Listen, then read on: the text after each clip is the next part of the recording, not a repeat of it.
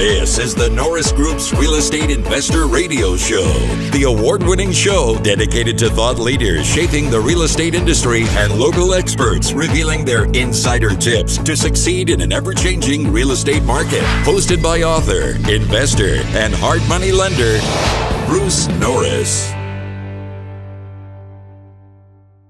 Hi, my name is Bruce Norris. Thank you for joining us. Today our special guest is Scott Robinson.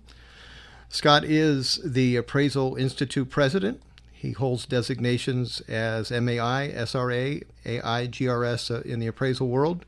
He's been involved in appraising in North Carolina for most of his life. He followed his footsteps of his father, who started the family business in 1960.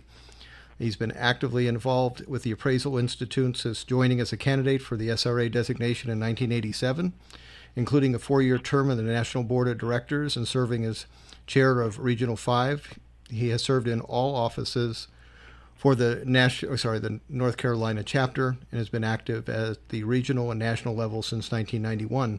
Robinson served as national president-elect and vice president of the executive committee and as chair of the National Finance Committee in 2014. Since 2014, Robinson has served as vice president for World Association of Valuation Organizations, has been a trustee for the International Property Management Standards Coalition since 2014, and serves as the organization's executive committee. Scott, we welcome you to our show. Thank you. It's good to be here. As president of the Appraisal Institute, what duties might that include in your tenure? Well, the Appraisal Institute is an 84-year-old organization that has approximately 20,000 members around the world. We're currently serving members in 60 countries on 6 continents.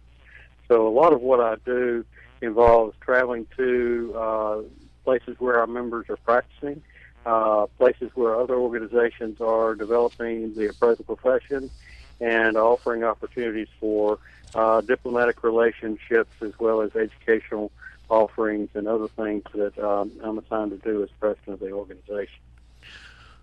Have your duties put you in front of Congress at all this year? Not this year. Okay. I have testified to several congressional committees relative to most recently the fiduciary rules, but no, I have not been in front of Congress yet. Is the appraisal process similar worldwide? You know, the basic similarity is that there needs to be in most economies a third-party, unbiased opinion of value relative to real estate. Real estate in many countries, certainly in the U.S., represents a huge part of the economic base. It represents on an individual basis sometimes people's largest financial investment of a lifetime. And so the role of a real estate valuer is similar in the aspect where there is a necessary, there's a need for that unbiased third-party opinion of value for numerous reasons throughout the world. Methodologies vary.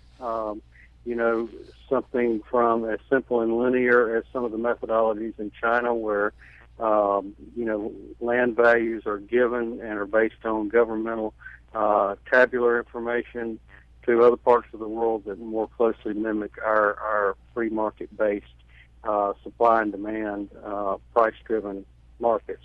It varies between those two wildly throughout the world, but the fundamental underlying need for an unbiased third-party opinion is there everywhere.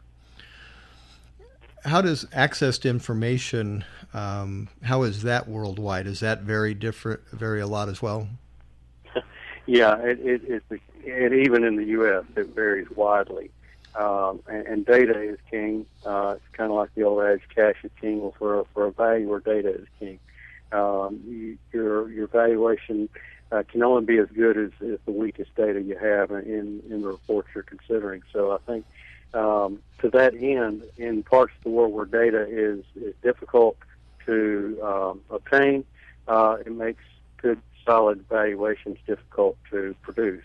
And here in the U.S., we have a number of states that still do not require disclosure of public records, do not require that transactions be recorded such that someone doing some research can find them. So even in the U.S., it varies widely from abundant data that's readily available to that which someone would have to spend more time seeking out personal sources for that data. The education required to become an appraiser in 2016.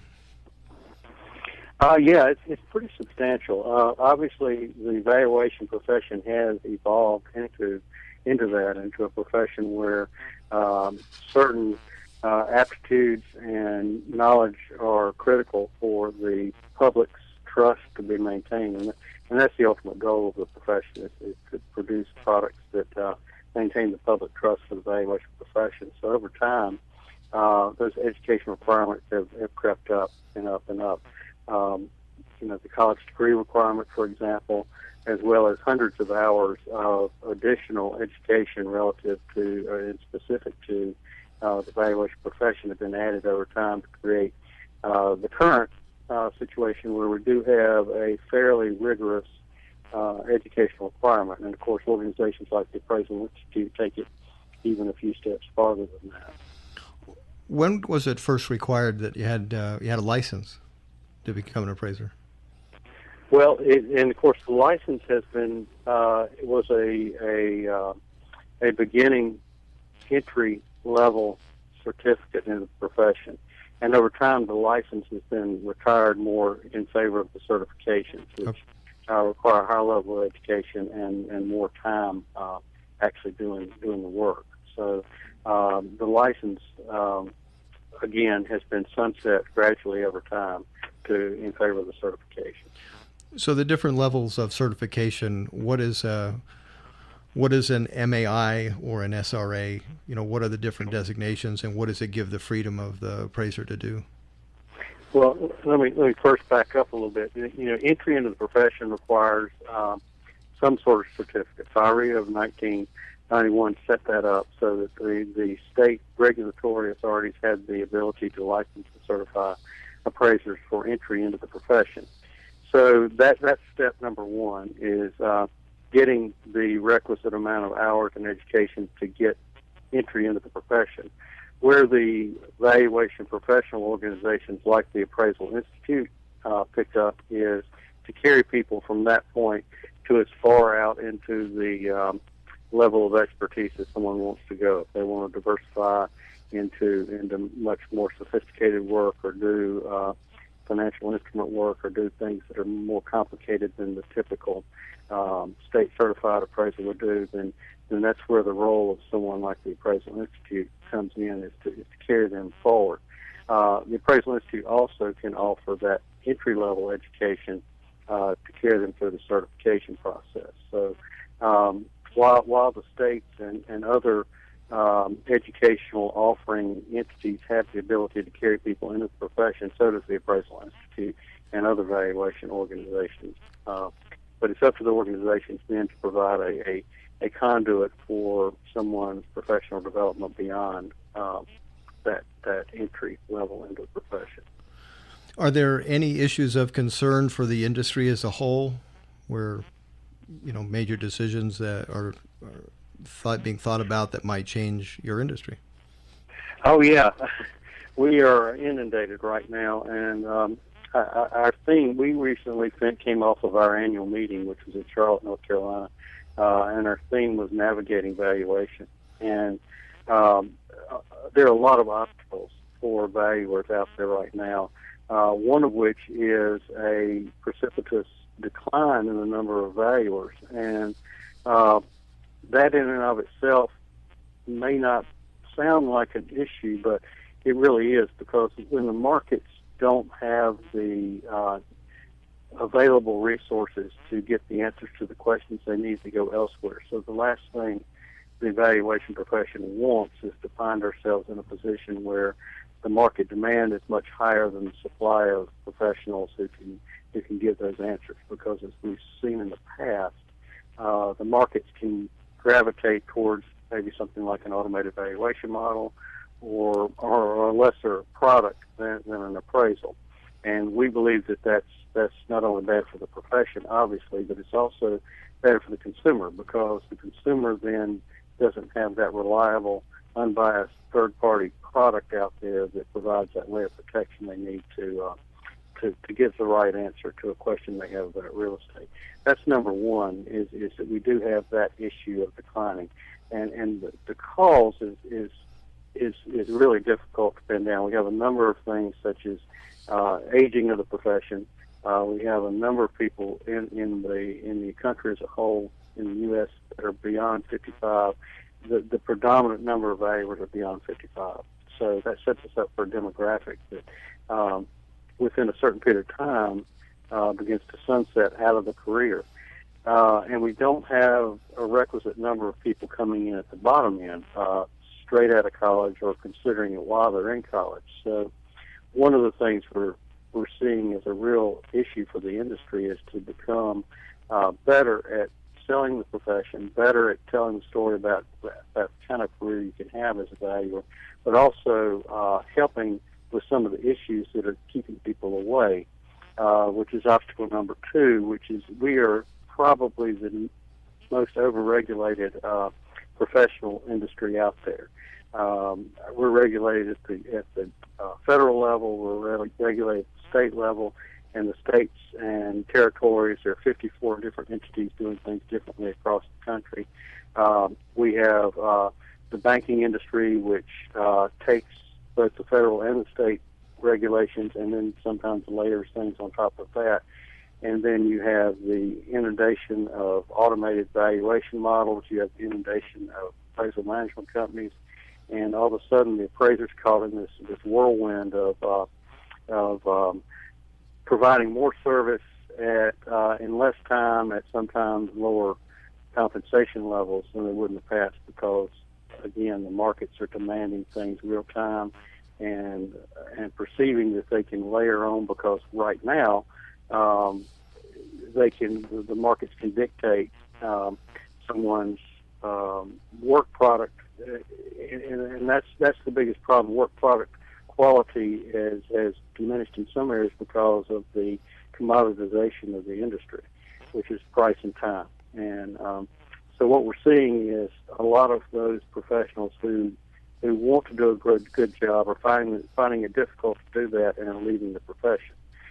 So again, that feeds back into that fundamental issue that we have of replacement of the diminishing back end people at the end of their career with those coming in earlier.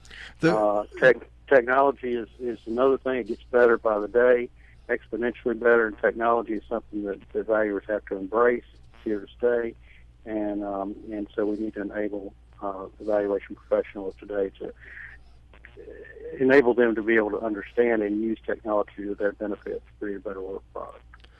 The goal of all this regulation was to end up with a better, safer, and more accurate appraisal.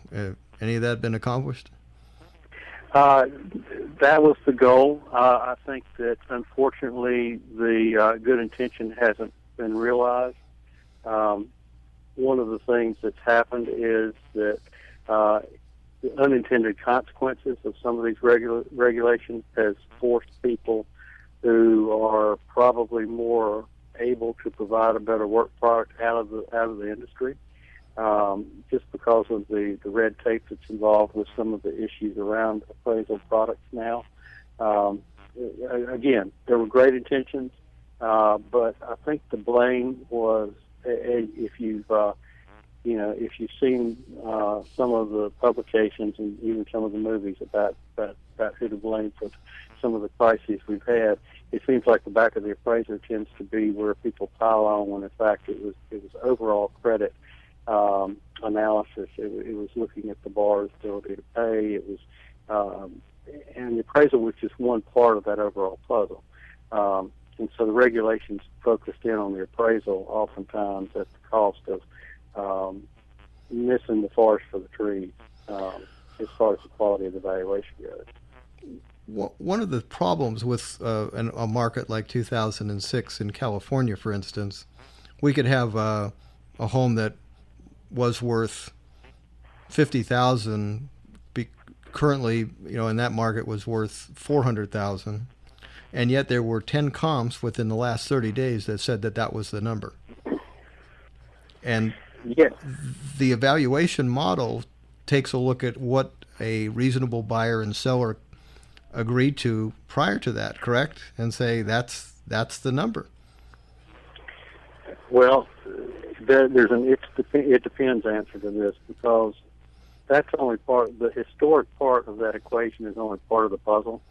A true a quality valuer would have recognized, and a lot did, that the demand side of the curve was getting ready to change, and that prices were not going to maintain the consistent slope upward that they had in the past. And that's the problem with using only historic data, is that if you use that data, oftentimes you miss the mark as to where the market is, not only supply and demand, but pricing.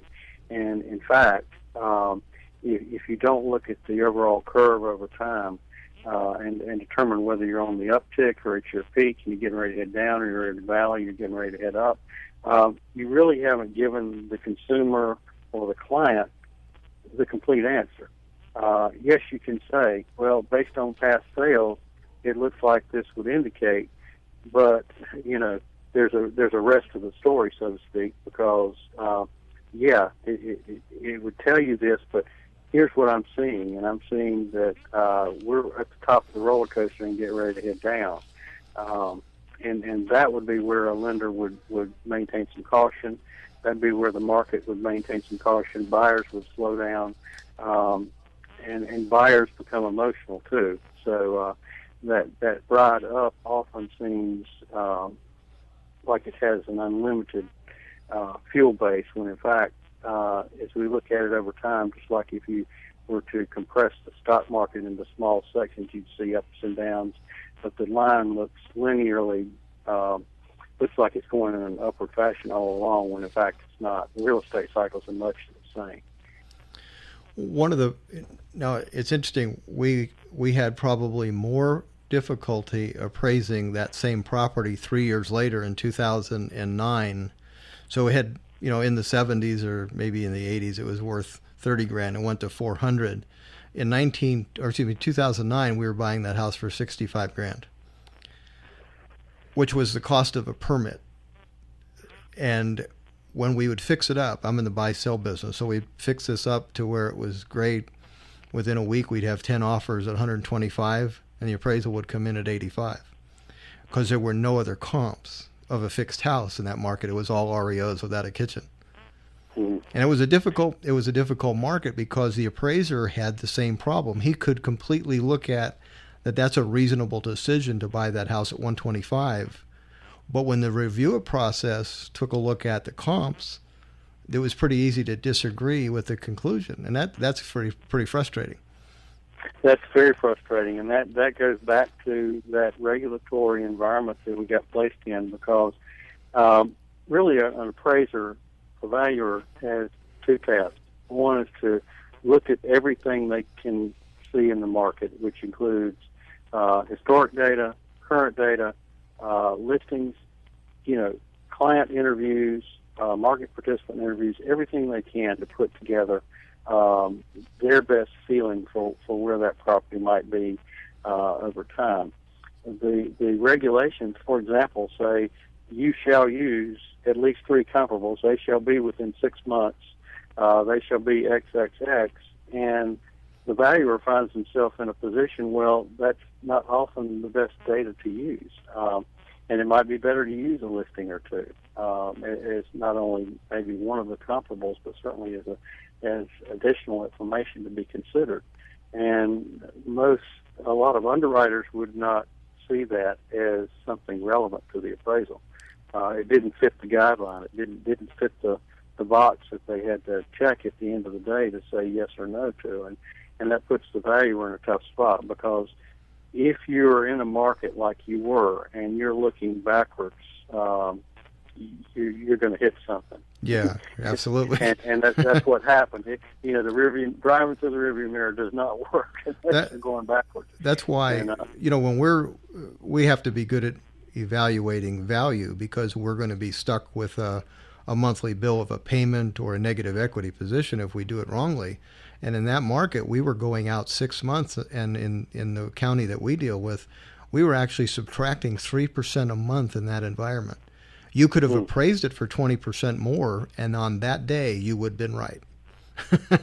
But a month later, you'd have been 3% wrong and following.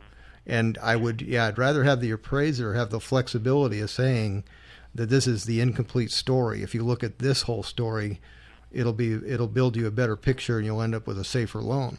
And that's the problem, is that I really think the appraisal business is basically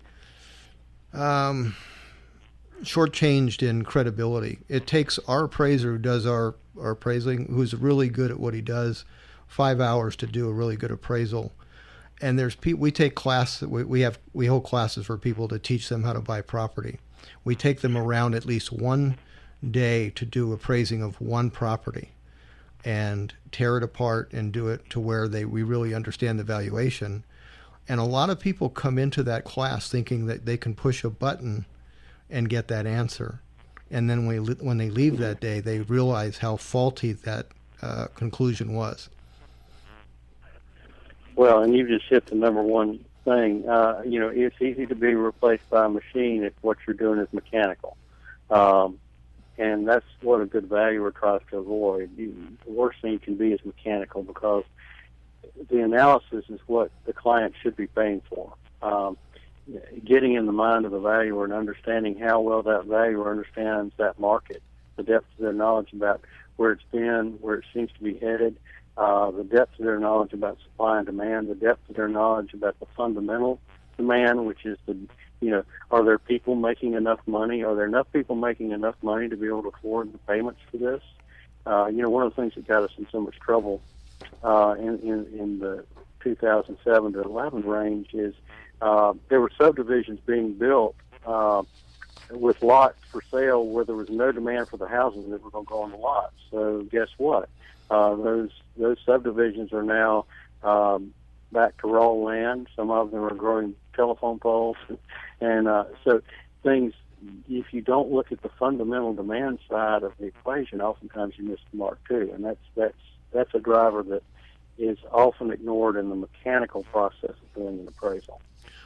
We've only got a couple more minutes left. I did want to just touch on something that's interesting, and it's really going on in California. It's probably going to grow, and that has to do with green improvements and how to evaluate them.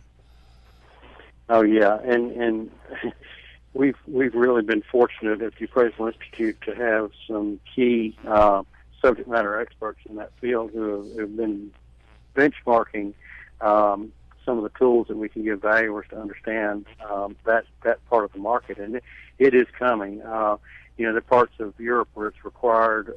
Certainly, building codes are changing to require more and more of the technology and the energy savings that go in the markets. The markets are going into it whether they know it or not, and so valuers have to be aware of how things are changing and how the market demands are changing, and green, energy efficient, whatever you want to call it, it's something that becomes the right thing to do on a number of layers. And part of the metric for a solid valuation is understanding what it is that's behind the walls that makes that property special, what it is that the market begins to see as a benefit that they're willing to pay for. Now, that's the criteria that I wanted to get to. In the current environment, I mean, you can do a lot of things, like adding a pool, but if you happen to have it in a place called Antarctica or something, in other words, it's of no value. So how do you get the consumer to recognize, oh, okay, I'll pay more for this because of what it's got behind the walls? Well, the first step is understanding.